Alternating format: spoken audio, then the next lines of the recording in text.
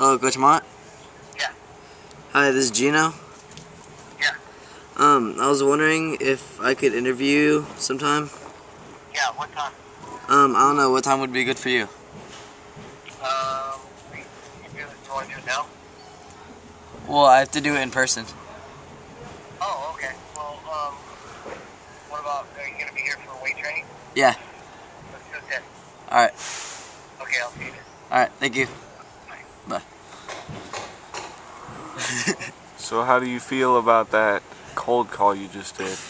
That was really easy. Really? Is that the first one you've done?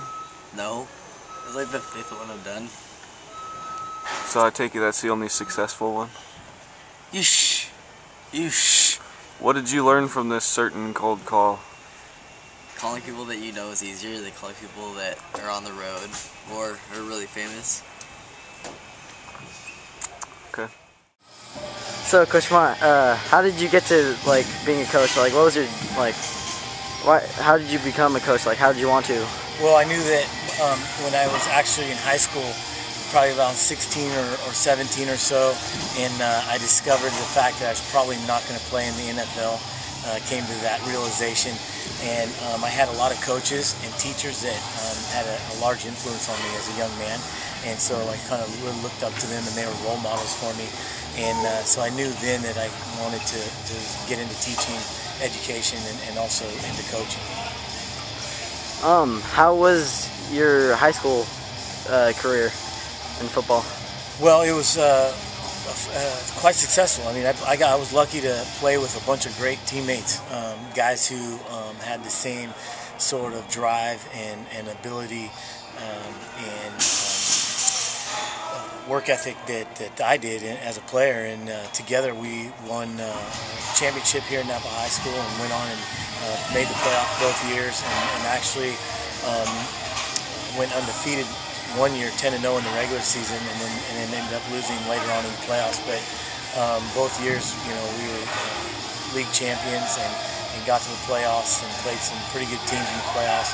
And my senior year, we actually got to the 13th week of the season and lost the game that would have taken us to the section championship. So overall, you know, at the time, obviously, it was heartbreaking. But when you look back, overall, it was a pretty successful high school football career.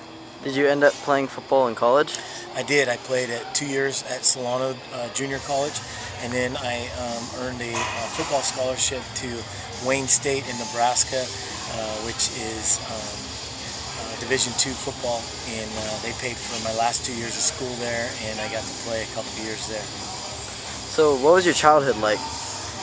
Well, it's I would imagine that my childhood was probably very typical of most kids growing up here in Napa. You know, lots of friends. Grew up in a public school system where I had a lot of great teachers and classmates. Played sports a lot and kind of met a lot of my friends through sports. You know, I played soccer as a youngster, and then of course Little League baseball and youth football for the Saints and basketball, and so pretty typical childhood, a great childhood, lots of memories. I was the oldest of 3 children, and so that was kind of cool being the oldest of the family, and having a younger brother and a younger sister to look up to. If you had any advice for anybody going into football or going into the teaching profession, what would you say? Well, I think that if you're going to go into the teaching profession, most people are doing it for the right reasons, because you're certainly not going to make a ton of money doing it. But if you're going into it because you love kids and you feel like you can have an impact on kids, and it's a great lifestyle. And from the football aspect of it, if anyone you think about playing football, I think that you first got to decide if you're going to make the commitment. Because football, especially our program here in Napa High, is a really large commitment.